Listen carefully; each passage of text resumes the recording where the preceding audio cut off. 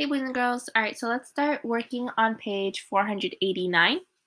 Okay, so in 489, it talks about Fernando, and he learns that the add one rule to the side length of a triangle would give the perimeter of 3 each time.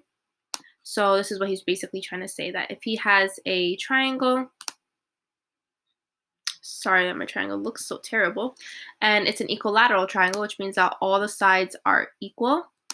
He's saying that if each side is 1 inch, okay, so this is 1, and this is 1 inch, and this is 1 inch, then the perimeter, would be 3 inches. So he's saying if I add 1 here, if I add 2, if I make each of these 2 inches, then he's saying that I would have to put this in. So add 1 to the side length of a triangle with equal side lengths results in the add 3 rule to the perimeter. So because he added 1 here, he's saying the perimeter, now you would have to add 3. And that's true because 3 plus 3 is 6. And if I add the perimeter of all these, I get 6 when all the sides are 2 inches. Now if I add 1 over here, that would be 3. Good. And then you'd have to apply the add 3 rule to the perimeter. So we're at 6 and you add 3, that would be 9. And then you can always test it out and see, okay, now if I made this 3 inches for each of the sides of my triangle, would it equal 9 inches in my perimeter? And it does. 3 plus 3 plus 3 is 9. Okay, here I want you to use the values in the table, okay, to write the ordered pairs related to the corresponding perimeter.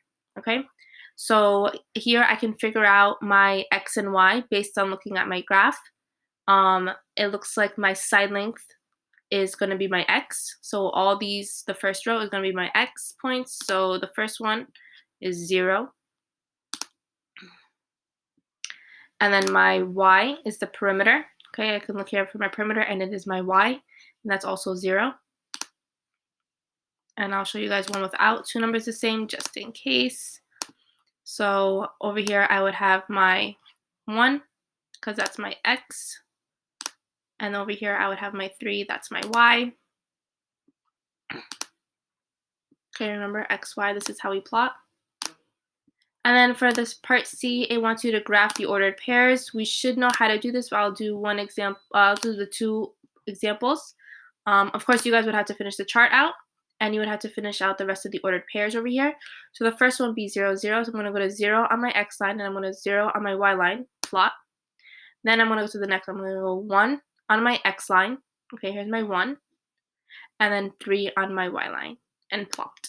Okay, and then you guys would keep going. And you guys should know how to do this because we've done this in science before. Okay, you're not going to be doing page 490. Okay, that is not part of your work.